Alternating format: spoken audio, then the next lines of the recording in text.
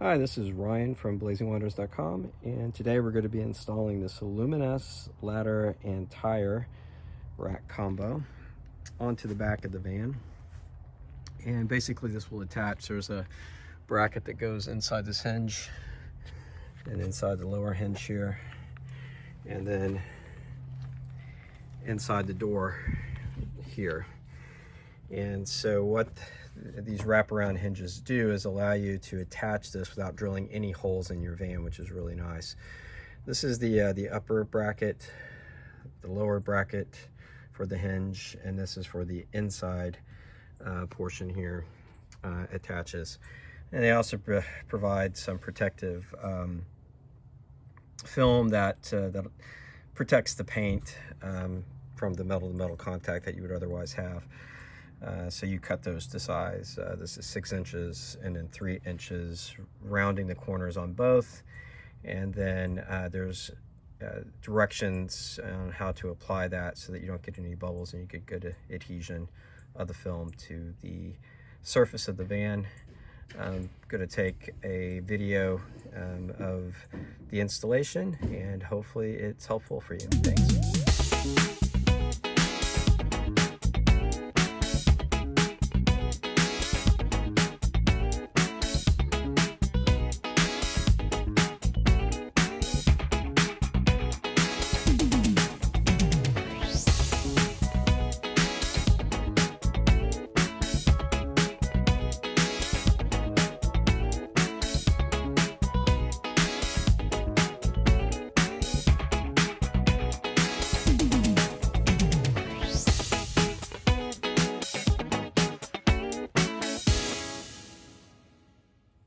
All right, so we've installed the hinge brackets. This is the inner driver door bracket. This is the lower bracket. And of course, then the upper bracket. And one of the things that I noticed when installing these last night was that the door was not shutting properly. I've been able to correct this. I'm going to show you how I corrected it because it's not in the instructions. And I think it can also pose problems later on if you don't do this correctly.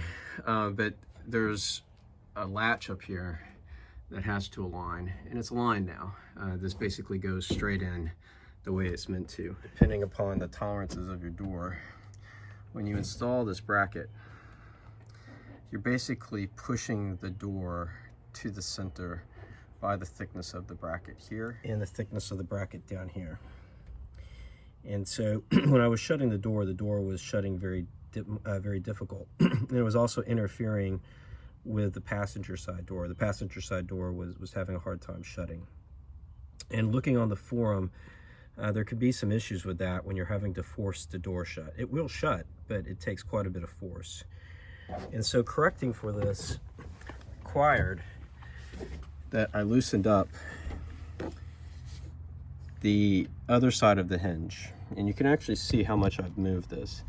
So there's you have to loosen it up in 3 spots. There's a nut on the back side of here, this nut, and then this bolt.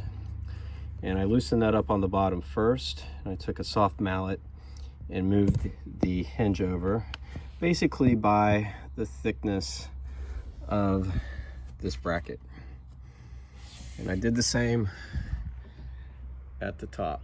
You can see where I've moved that over. And then by doing that, I've been able to shift the door back.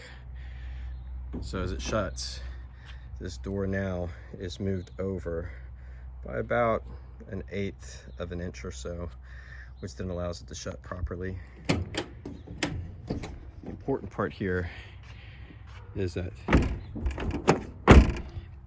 this also then shuts, gives you the proper gap here and here. And so then when the ladder will pull this over just a little bit when it's attached. But then you don't have the interference of this door hitting this bracket, and you also don't have the issues with having to force this shut. On the Ford Transit forum, and it might be worthwhile looking up if you want to get an example of what could potentially go wrong. They have an ambulance video that shows a fracture of the door down here and basically, or actually it's down here below the hinge, I think. And that's from slamming the door shut. Actually, it's down here on this corner. And it looks like it's from trying to force the door shut when it doesn't want to come together. Something to be aware of when you're installing. Make sure that your tolerances are correct and that you're not having to shut or really slam the door. If so, you may want to go back and adjust the tolerances by adjusting the hinges. All right, so I've got the ladder on and fully mounted. You can see there's some washers that they provide to make up that delta.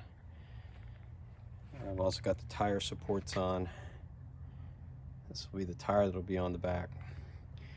And basically, once you get the ladder on, you put these supports in place. I did make sure that they were level, equidistant from the center.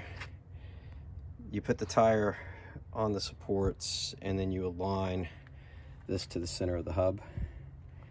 The wheel will go on, and then this will go to hold the wheel in place, basically like that.